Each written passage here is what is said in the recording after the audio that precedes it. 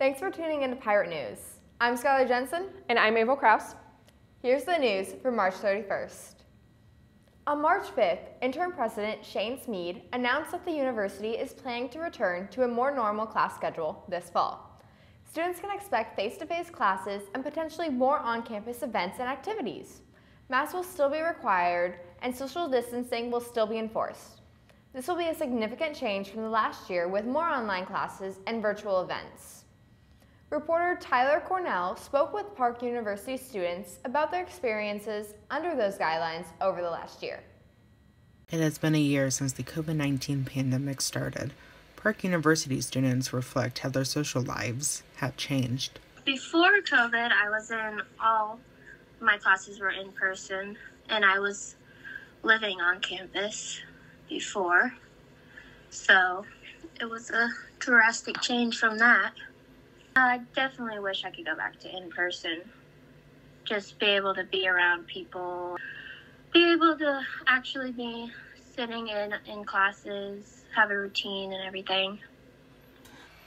Park University's two biggest social hubs, the cafeteria and the library, remain practically abandoned.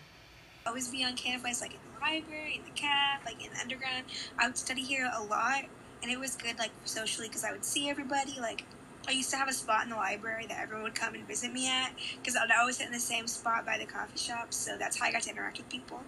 But after COVID, like I live in the dorms and stuff now, but I still don't really see that many people because no one else really goes here except for people who live in the dorms. So it's changed a lot, especially with like human interaction. Parks are taking a lot of precautions. I think that, I definitely think it'll get like not back to normal per se, but to like a new normal. I'm hoping that we'll have classes face-to-face, and I think we have a pretty good chance, so that'd be really nice. It's like, for example, like the caf used to be like, you'd have like 6 people sitting in a 4-person booth, like everyone would be there, it'd be so busy, like you wouldn't have anywhere to sit, but now you walk in and it's just like, it's always like sad and empty. In the library, like I used to walk in there every single day and study, and now if I go there like to print a paper or something, there'll be like nobody there, so it's really sad. In many of the school's parking lots sit without cars. Before COVID happened, the parking lots were completely full and you had trouble finding spots, and now it's a lot easier to find spots, which is nice, but it is kind of sad seeing how empty it is. But there is hope that things might be coming back to how it was normally, because there are some cars at least, and it makes me feel a little hopeful that everything will return back in the next, hopefully, year. Hopefully with the rollout of vaccines, socializing will no longer be a memory of the past. In other university news, the guidelines for attending home sporting events have been updated. Spectators are now allowed to attend Park University games at Brecken Sports Center, Comfort Field, Julian Field, and the Park Softball Complex. Spectators will be limited to Park students and up to 2 members of an athlete's family. Spectators will need to RSVP 24 hours ahead of the event using a JOT form from the athletic department. Similar restrictions are in place for people wanting to attend ICM concerts in the Graham Tyler Memorial Chapel. Read all the details in the latest issue of The Stylus. Park University's beach volleyball team kicked off its season with a tournament in Conway, Arkansas. Reporter Natalia Nalavaco spoke with the athletes about their success in the tournament. Park University's beach volleyball team recently had their first tournament of the season in Conway, Arkansas against Hendrix College and Southeastern Louisiana University.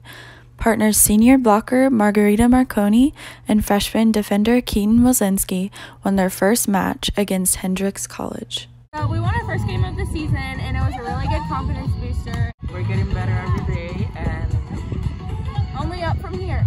Only up from here. Exactly. Another pair also saw some success over the weekend. Partners senior blocker Taryn Bloomfield and sophomore defender Melissa Knaut defeated Hendrix and SLU on Sunday in the bracket tournament, also winning their first games of the season and as partners. The other Park teams were defeated over the weekend, yet won some games due to forfeit of the other teams. The beach team will return to Arkansas for another tournament April 10th and 11th to finish out their season. Thanks, Natalia. And now the weather report with Tyler Cornell. Following a nice warm-up earlier this week, temperatures began in the low 30s this Wednesday morning. The National Weather Service has issued a fire warning due to dry conditions and winds reaching 35 miles an hour. It is recommended that all outdoor birding be postponed indefinitely. We will have purely sunny skies mixed with a few clouds for the Kansas City metro area on Wednesday, with the high topping out at 50 degrees. The high will be 53 on Thursday with sunny skies. A beautiful warm-up is expected to begin Friday with the possibility of reaching 80 degrees starting Monday. A freeze warning is also issued for this evening due to cold temperatures, so make sure to bring your plants inside overnight. Back to you, Avril. 2 Park University alumni are headed to the 2020 Summer Olympics in Tokyo, Japan. Vlatko Andonovski is the head coach of the United States women's national soccer team and a 2008 graduate of Park.